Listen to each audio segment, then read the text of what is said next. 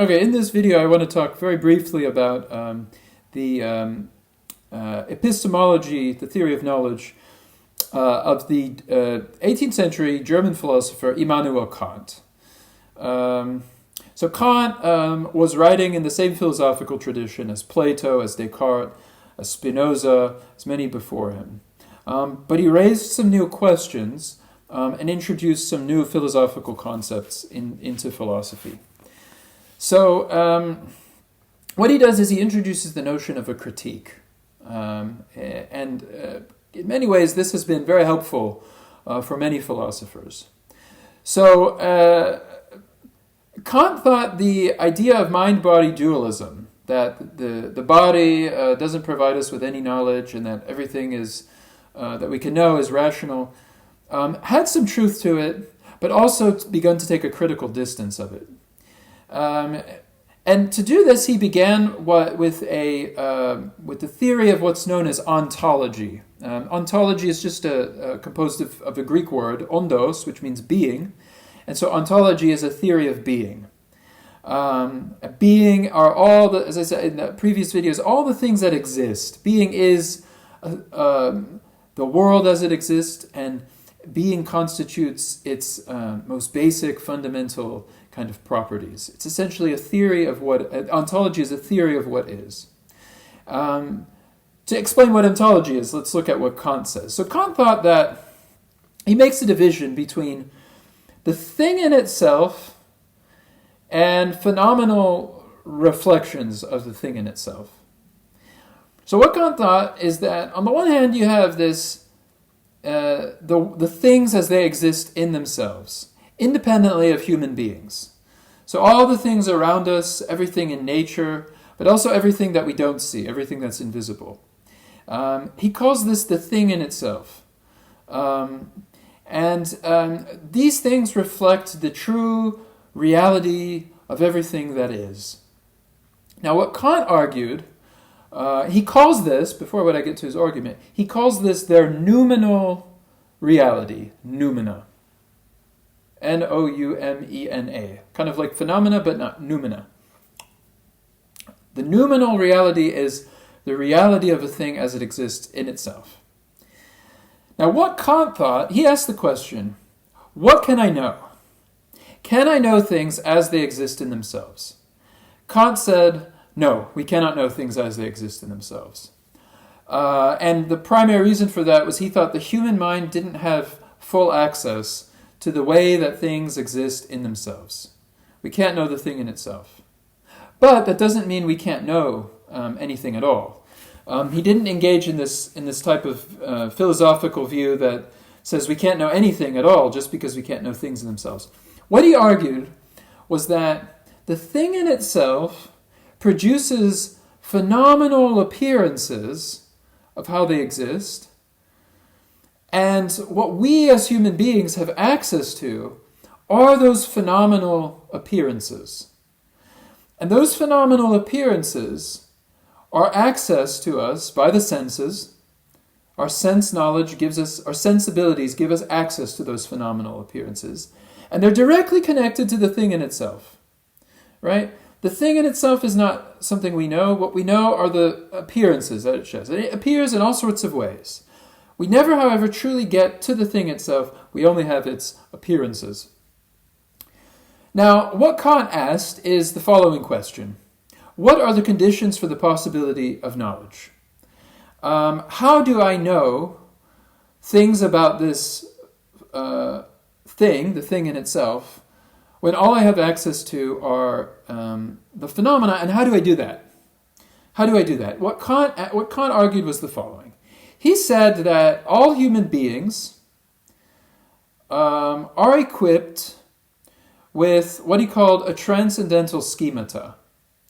And these are a set of rational notions that I have. They're essentially formulas. You could think of our minds as a kind of computer program with a kind of basic software that's installed on it. What we have is the software. These transcendental notions that are part of our mind give us access to the phenomenal appearances of the thing in itself. And when I use my senses, when a human person touches things, they feel things with their hands, they see things, they engage in any kind of experimentation, the knowledge that they're acquiring about those phenomenal appearances are the results of a kind of relationship between the transcendental notions in the mind of the subject and the phenomenal object that's being produced by the thing in itself. So to give you some examples, this is quite complicated for people. The notion of causality. Kant thought that all human beings have in their mind the notion of cause and effect. Whenever something happens, an effect will follow. From any given cause, an effect will follow. From any symptom, there's some cause that's generating it. And the job of a scientist is to try to connect cause and effect. Kant thought that we as human beings have that notion of causality in our mind.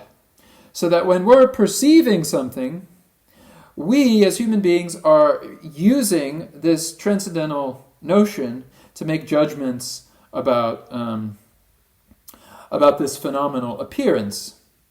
And what Kant thought is that part of the transcendental schema is the ability to group particular set of phenomena under general universal categories, right? And the job of a scientist, of course, is to take a whole set of phenomena, a whole bunch of, like a doctor, a medical scientist, looks at a bunch of symptoms, and then they group it under a kind of general notion. The idea is the reason why a doctor can do that is because they have a sort of transcendental notions, which Kant calls, they're called a priori. He uses this notion a lot. A priori is something that's innate. You're born with it. You don't need any experience to have it. You can certainly experience all the symptoms that you might be displaying of something, of coronavirus, for example. Maybe you give coughing, a lack of taste, all this type of thing. All of this is a reflection of coronavirus, if indeed it is, if the tests show it. Kant thought that the reason why a doctor can identify a certain disease as being coronavirus is because they have this ability to group the particulars under the universal and to utilize certain a priori notions such as cause and effect, also other ones like time and space, for example. Like we perceive things in time. We imagine things in space. And Kant thought that our minds are already hardwired with the notion of time and space. Right? So what Kant then concludes in his writing is that our knowledge is limited by the fact that we never know things as they exist in themselves. We only know phenomenal appearances of them. But nonetheless, we acquire those phenomena through the use of our senses, and we make abstract judgments about them using the transcendental schemata that our minds are kind of hardwired with. So that was Kant's basic idea. Now this idea was very, very popular in the 20th century and somewhat adjusted in the philosophical work of the writer Jacques Lacan. And so Lacan redefined this notion. In Kant, it's called phenomena. Lacan says that what he's talking about there is just language. Language. Now, the way that Lacan thought about language was not as a tool of communication, but a kind of symbolic space that we inhabit and in which we situate ourselves and make judgments about ourselves. Language is something, of course, humans produce language, but language for Lacan is something that exists autonomously of ourselves. It's a kind of symbolic system. He views language as a symbolic system composed of what he calls signifiers. A signifier is basically a word without the meaning, right? The meaning of words are the result of binaries. Right? So, for example, the meaning of the word good is only produced by being contrasted with evil. The concept of good would be meaningless without the concept of evil. And what Lacan thought was that language is essentially a bunch of these little signifiers: good, evil, justice, injustice, right, wrong, up and down, left and right. These are all signifiers. And the meaning of these signifiers are the results of their binary oppositions. And we, as subjects, as we get older, we start to inhabit that symbolic space, what he calls the symbolic order. And it's within that symbolic space that our thinking becomes limited. We can only say that such and such is good because we've introduced the notion of evil in a kind of dialectical opposition with good.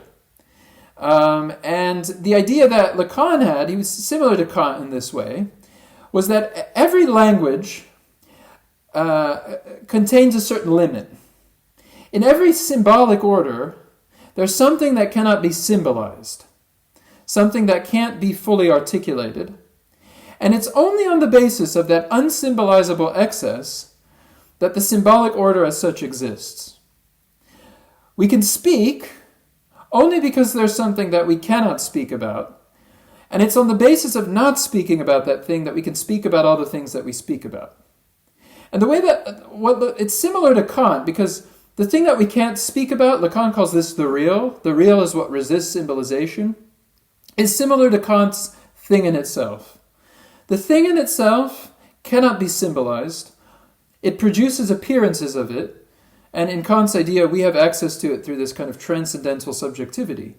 In Lacan's work, it's very similar.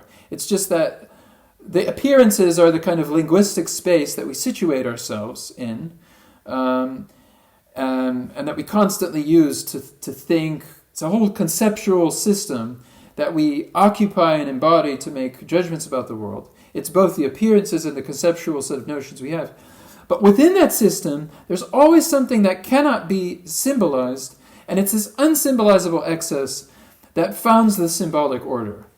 Now, Lacan was writing in the psychoanalytic tradition, and so for him this was essentially the idea of something unconscious, that whatever we're conscious of assumes at the same time something unconscious.